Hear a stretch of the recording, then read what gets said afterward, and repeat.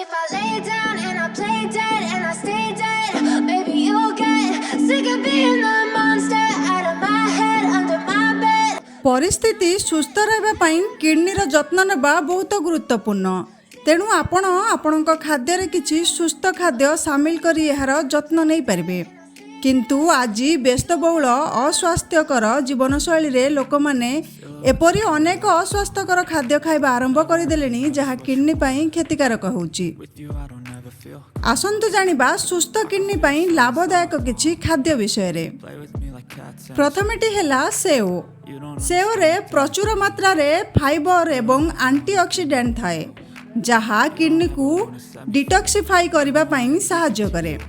यह सहित यह ब्लड सुगर एवं कोलेस्ट्रोल को मध्य नियंत्रण रे रखे।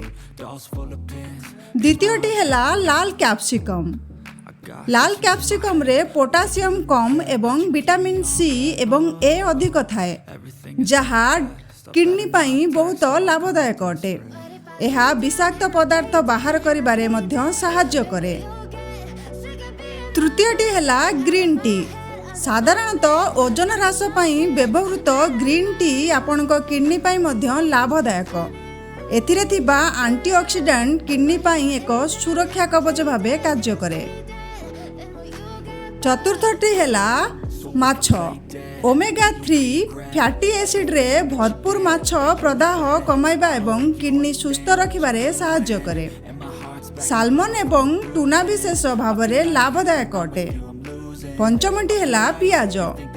पियाज रे आसिलिन एवं क्वेसेटिन भली एंटीऑक्सीडेंट भरपूर रही थाए एवं एथिरे पोटासियम कम थाए जहाँ किडनी पई लाभदायक अटे।